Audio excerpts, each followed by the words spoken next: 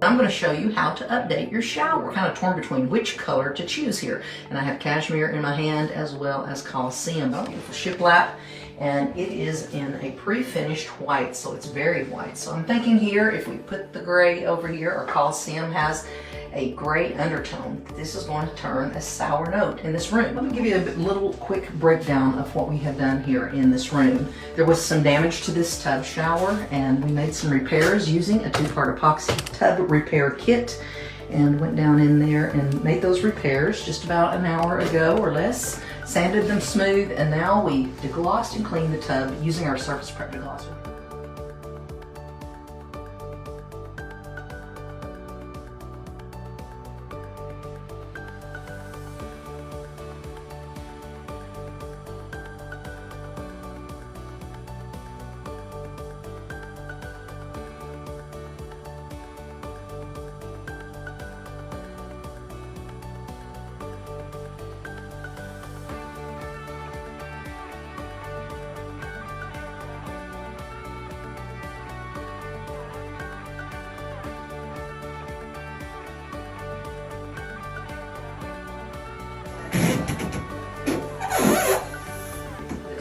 Using the Syntec brush, or you can put that first coat on using the True Applicator. But just to give you a quick idea of how beautiful this is going to look, and we're going to paint right around the faucet, right around the shower head, around the drain.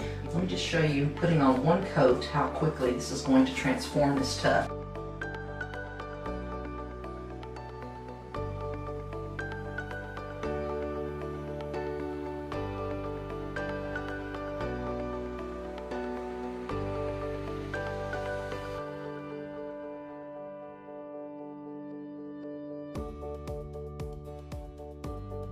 You can take yours off if you prefer it that way, but I'm going to use one of our beautiful little brushes here that gives us a great detail. It's a Syntec brush, comes in a set of 4. Paint a few swatches here so you can see, and doing the brush and roll technique, you're never going to see that this has been painted with a brush. It's going to look sprayed on when you're finished, and once that's dry, we'll put on that second coat.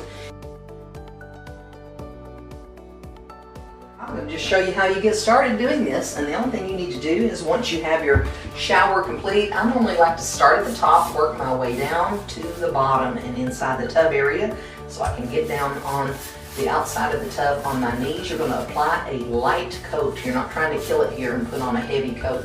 And because it's clear, you want to be able then to work in small areas. Just kind of get your light where you can see, brush on a light layer, make sure you cover the whole thing, and do a light roll back over it. So that way you won't have any brush strokes when you're finished.